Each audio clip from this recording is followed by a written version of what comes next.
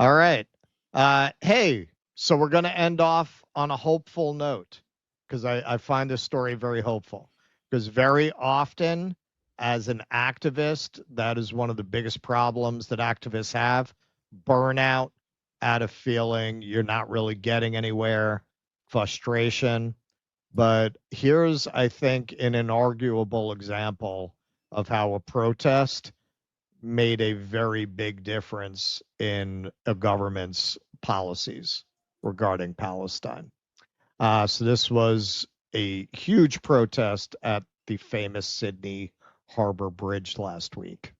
The Harbour Bridge swamped by a tidal wave for humanity in what many believe was the biggest anti-war protest Australia has ever seen. Free Palestine! And what a stage. For the first time, the world-famous coat hanger turned into an authorised anti-war protest deck. In a highly rare move, the bridge was closed to traffic just before lunch to allow massive crowds to march for peace in Gaza, after pro-Palestine organisers yesterday won Supreme Court backing to have their say. How does it feel walking onto the Harbour Bridge?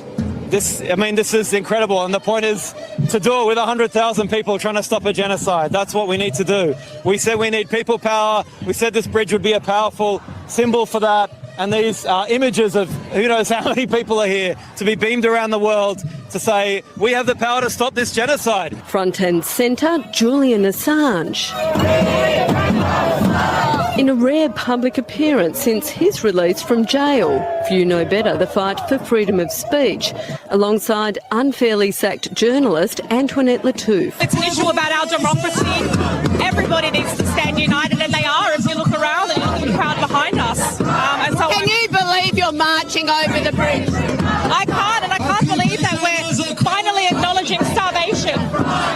The very thing that I got fired from 2 years ago, almost 2 years ago, with the ABC. The weather was miserable, but there was no holding back. So yeah, it's winter there now. So it's pretty nasty weather, as you can see. Estimates of the crowd range between 100 and 300,000 people who came out for that. And I don't think coincidentally, within a few days, Australia to recognize Palestinian state leaves U.S. increasingly isolated among key allies. That's CNN. So here's Albanese's speech in part. I can confirm that at the 80th session of the United Nations General Assembly in September, Australia will recognise the state of Palestine. Australia will recognise the right of the Palestinian people to a state of their own, predicated on the commitments Australia has received from the Palestinian Authority. We will work with the international community to make this right a reality. Australia is making this statement today following our Cabinet meeting as part of a coordinated global effort building momentum for a two-state solution. Over the past fortnight, I have discussed this with Prime Minister Starmer, President Macron, Prime Minister Luxon and Prime Minister Ishaba, as well as Prime Minister Netanyahu last Thursday and President Abbas last Tuesday. A two-state solution is humanity's best hope to break the cycle of violence in the Middle East and to bring an end to the conflict, suffering and starvation in Gaza. This from CNN. On Monday, New Zealand's Foreign Minister Winston Peters said his country was also considering recognizing a Palestinian state and would make a decision at a cabinet meeting in September. Quote, New Zealand has been clear for some time that our recognition of a Palestinian state is a matter of when, not if, Peters said in a statement, echoing the language used by Australian officials in the weeks leading up to Monday's announcement. Australia joins the UK, France, and Canada in announcing plans to recognize a Palestinian state in September. The move leaves the United States increasingly isolated from some of its closest allies in its defense of Israel's escalating military campaign that's decimated the besieged enclave after almost 2 years of war. If Wellington also moves, it will mean that 4 of the Five Eyes intelligence sharing network, comprising the US, UK, Canada, Australia, and New Zealand, will recognize Palestinian statehood. Albanese said Australia had sought and received assurances from Palestinian Authority President Mahmoud Abbas that Hamas would play no role in any future Palestinian state. Other conditions include a commitment to demilitarize and to hold general elections, abolish a system of payments to the families of prisoners and martyrs, and governance and education reform, as well as, quote, international oversight to guard against the incitement of violence and hatred, Albanese said. Now, I'm just going to point out before we move on, this is part of what past supposed efforts at a Palestinian state have gotten hung up on. Because in the end, you're asking these people, well, if you want them to disarm, well, we've seen what happens in the West Bank. You've got a completely genocidal people that do nothing to their own people when they go over, steal houses, and kill Palestinians where they live. Also past, you'll hear Netanyahu in his recent press conference. We're not going to play that part, but in his recent press conference, he did the whole Israeli line of how many times the Palestinians have turned down a state, all these great deals they got. These great deals, they have no military, no right to conduct their own diplomacy, no right to conduct their own trade policy. And these deals would have broken up segments of a Palestinian state without being contiguous. Like, just absolutely ridiculous. Like it looks like a gerrymandered congressional district in the United States, the kinds of states that they've offered for them to have.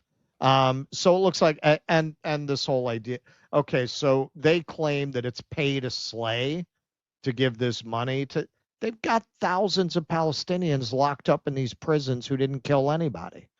That's a means of social support to give money to these people. Yeah, they're giving money to families of people who have been killed by the occupation, as they should, as any people would if they had any conscience or care for their people. All of this reflects a perspective that Israel has a moral legitimacy that it does not have.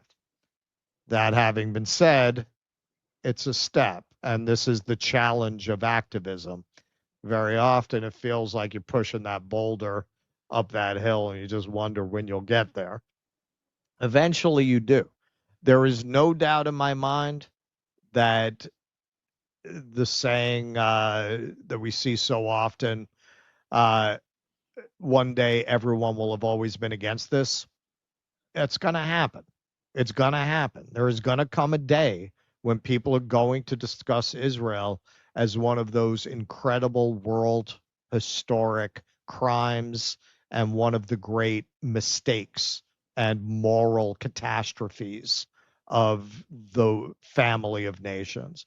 And there are going to be a lot of books, just like you have about the Nazis. How did people allow this?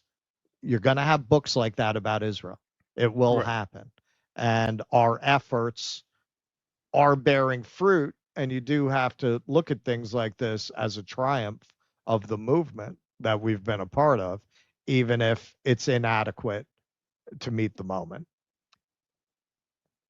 Decisions of the Netanyahu government, firstly, the stopping of aid that we've seen, and then the loss of life that we're seeing around those aid distribution points, where people queuing for food and water, losing their lives, it is just completely unacceptable. And we have said that. I spoke with Prime Minister Netanyahu. He again reiterated to me what he has said publicly as well, which is to be in denial about the consequences that are occurring for innocent people. There has been too many innocent lives lost, both Israelis and Palestinians, and the world is saying we need a solution to this conflict. We need to end the cycle of violence, and the way to do that is to have a two-state solution with a demilitarised Palestinian state, where Hamas, of course, have no role to play in that, and a secure Israel as a state which is recognised by the states around it. So, you know, the Aussies are kind of like the Canadians in that they're generally pretty nice and polite. But in Australian, as somebody married to an Australian, I can tell you what he just said is Netanyahu's a real asshole. That's if you go into the subtext, he refuses to acknowledge the reality. Netanyahu is if you read between the lines and if you look at a lot of inside reporting, we covered this the other day. Yeah, nobody likes that guy. Nobody likes that guy. He's a repulsive psychopath that they have to deal with, but nonetheless, they're not ready to take that final step and disown Israel. You see how many equivocations he has there, even as he's using what could be interpreted as strong language about Netanyahu, relatively not nearly strong enough. Yeah, nobody likes this guy. So Netanyahu gave a very rare press conference, which shows you how much he's feeling the pressure. So we're just going to look at the relevant parts to Australia, but this was, maybe other people have clipped it now, like to see the full segment. This is a very small account, but I really had to look around to find this full segment where he talks about the two-state solution at length for about 6 minutes. So this is Lytton Drake, the account, and he has like the whole 6-minute cut. So we're just going to watch a portion of it. Canada, France say that they will support Palestinian statehood in the next short while. You've described that as a reward for Hamas here. Other countries like Australia are also walking down this path, not quite there yet. How much of this is a reward for Hamas, and how much of it is actually countries like those who have repeatedly said Israel does have a right to defend itself, but are now struggling to stomach what they're seeing you and your military doing in Gaza? Well, first of all, those who say that Israel has a right to defend itself are also saying, but don't exercise that right. When we do what any country would do faced with this genocidal terrorist organization that has performed the worst attack on Jews since the Holocaust, I think we're actually applying force judiciously, and they know it. They know what they would do if right next to Melbourne or right next to Sydney you had this horrific attacks. I think you would do it, at least what we're doing, probably maybe not as efficiently and as precisely as we're doing it. We've lost quite a few soldiers in that effort. You think you can run one of these camps? You think you can run the camps as good as we run the camps? All the prisoners are fed. Very well. Come to the camp.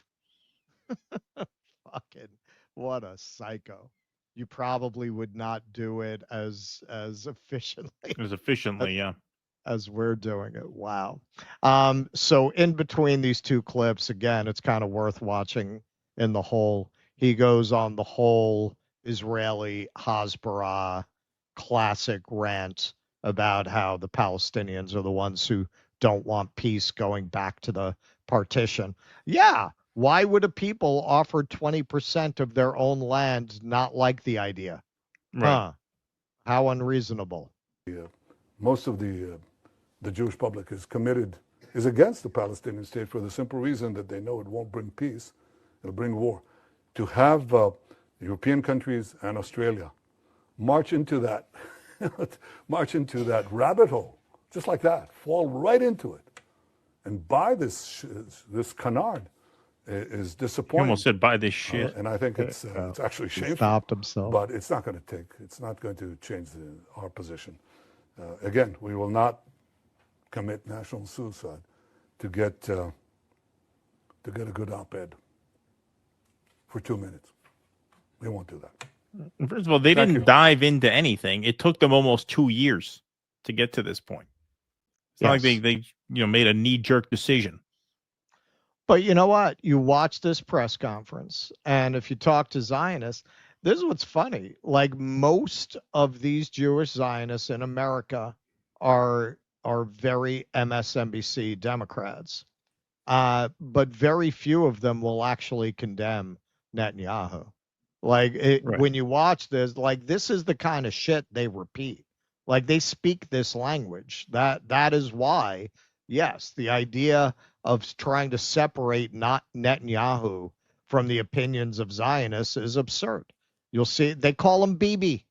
Bibi's in a tough spot. You know, he has a lot of tough decisions to make. They don't despise him. They don't repudiate him. Only people who repudiate him are Democrats looking for a way to keep taking the AIPAC money and to not get those pictures released of them that weekend that AIPAC bought them an all expenses paid trip to a junior high school. Right. Maintaining some kind of fake moral stance, as Buttigieg did with Pod Save America. All right. So one of the really nice things about a parliamentary system is you have more than two parties represented in Australia. So this is David Shoebridge, who is a Green Party senator from New South Wales. That is the territory that Sydney is in, talking about how inadequate this actually is in face of genocide. Of a genocide. This is the primary statement that the Albanese government has made. And I think if you ask, when I've had contact with the Palestinian groups that I speak with regularly, including today, they have said that this fails to meet the moment. That what they want our government to do is to take every reasonable, every proportionate, every moral step they can to end the genocide. And we know what that looks like. It looks like applying the same set of sanctions that we apply to Russia for its illegal war against Israel for this illegal war. So, of course, we should be recognising a Palestinian state. We should have done that decades ago. But in the context of a genocide, this does not meet the moment. So, yep, absolutely. Like, yeah, it's good, and we should, as activists, take the wins and appreciate the progress. That is important, because if you don't, you're no good to anyone if you burn out and you can't go on because you get so frustrated that it's inch by inch by inch that you have to fight for. But look how far we've come. You think they'd be doing that if they didn't have hundreds of thousands of people marching across the Sydney Harbor Bridge? That's what you do it for. That's what you do it for, because he's absolutely right. He's absolutely right that this is inadequate to the moment, but they're not going to get there all at once. They just aren't. You're not going to get a Western world that has been dominated and owned by AIPAC, by the Israeli lobby, and that in the best case scenario has accepted the formulation that Israel is a moral response to the horrors of the Holocaust and to not support it as anti-Semitic. That's at best. Many of them believe that. At worst, many of them are blackmailed or owned by AIPAC. You're not just going to get them from there to repudiating Israel and sanctioning it like Russia in one step. But the fact that you have 4 of the Five Eyes countries now recognizing a Palestinian state and joining the majority of the world, right? It's really a U.S. and Western thing to not recognize a Palestinian state. It's important progress. Yes, and the other thing that I think is important to keep in mind, speaking of Tusker, she said this a while back since somebody brought her up. Ultimately, this is going to be the Palestinians' deal to negotiate, right? Like ultimately, no one is going to be able to, nor should they, jump out in front of them and tell them what they ought to accept or ought not to accept. Greenwald said a similar thing to us when we interviewed him back in December 2023, when we asked him about the right of return. And to be completely honest and fair, to not misquote him, I don't want to recite what he said, but a part of his answer was essentially what you just said, which is that, you know, you have to, when you're talking about any sort of deal or any sort of agreement or settlement, you are forced to reckon with what is possible step by step. In other words, you can't jump 10 steps ahead of what is actually geopolitically possible. Doesn't mean you can't advocate for that and push for that. We should, obviously, you do that. But you can't go and say, well, no, the Palestinians should turn this down. It's not your deal to make, number one. It's theirs. And number two, you have to keep in mind, when you're going step by step, as you are forced to in this realm, you have to be able to deal in what is possible. That's just the reality. And so, yeah, as insufficient as this is, it is a necessary step, because that's the only way this progress will happen. It will not happen any other way. So there's going to be a UN General Assembly meeting in 6 weeks in New York City. It's going to be very interesting to see how many countries at that point, because we already see a lot of countries say they're going to, will recognize a Palestinian state.